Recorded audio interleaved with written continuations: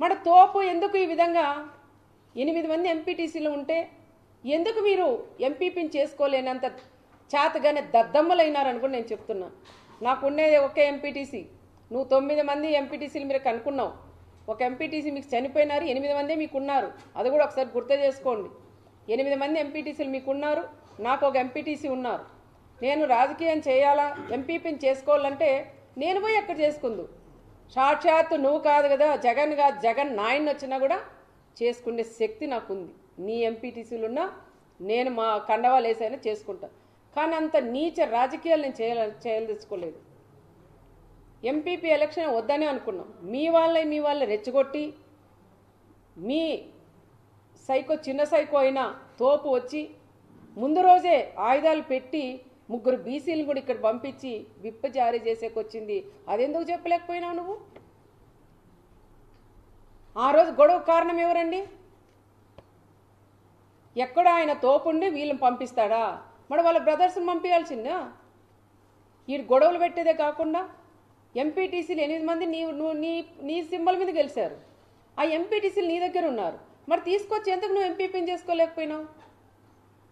మరి ఎక్కడో పోయి దాచుకున్నావు. దాచిన తర్వాత కరెక్ట్ టైంకి పోలీస్కి ఇవ్వాలి కదా.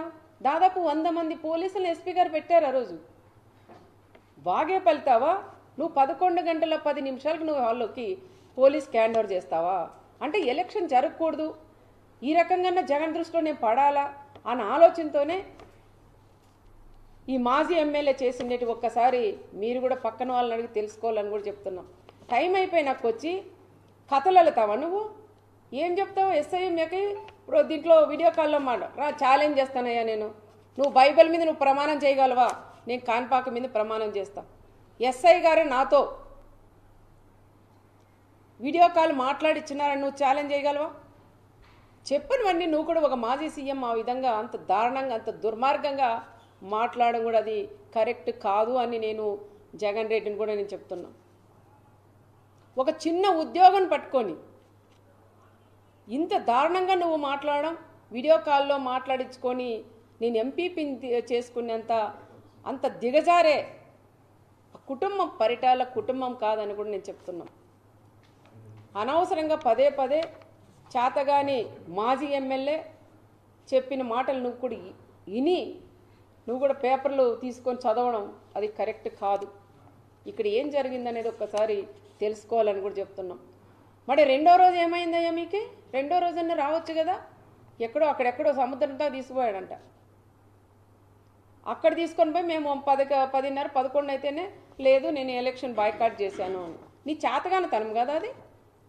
ఒక మహిళ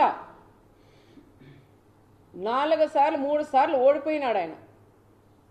ఆ చేతగాని దద్దమ్మ ఈరోజు ఎంపీటీసీ ఎలక్షన్లో సునీతమ్మ అడ్డుకుంటుందంటావు. ఒక ఆడ మనిషి చేతలో నువ్వు అడ్డుకుంటున్నారంటే నీ పక్కన కూర్చుండే నీ మాజీ ఎమ్మెల్యేలు కూడా నవ్వే పరిస్థితి కూడా ఏర్పడుతుంది. చేతగాని మాజీ ఎమ్మెల్యేలు కూడా ఈరోజు ఎంపీటీసీలను తీసుకొని పోయి వాళ్ళు ప్రమాణ స్వీకారం చేయించుకున్నారు. నువ్వేదో తోపు అని చెప్పుకుంటావు, ఇక్కడ చూస్తే తోపు లేదు, జీరో అయిపోయినావు. నువ్వు మాట్లాడతావా మా గురించి? మళ్ళీ పోలీసుల గురించి. పోలీసులు కూడా ఇప్పుడైనా తెలుసుకొని మాట్లాడాలి. ఎందుకంటే మొన్న జరిగినప్పుడైనా ఎస్పీ మేడం గారికి కూడా నేను చెప్తున్నాం, పదే పదే పోలీసుల్ని టార్గెట్ చేసి మాట్లాడుతున్నారు. అమ్మా ఇప్పుడైనా ఎస్పీ గారు మీరు మాట్లాడండి, మీ వాళ్ళకు కూడా మీరు భరోసా ఇవ్వండి. మీరు ఎందుకు సైలెంట్గా ఉన్నారో నాకు కూడా అర్థం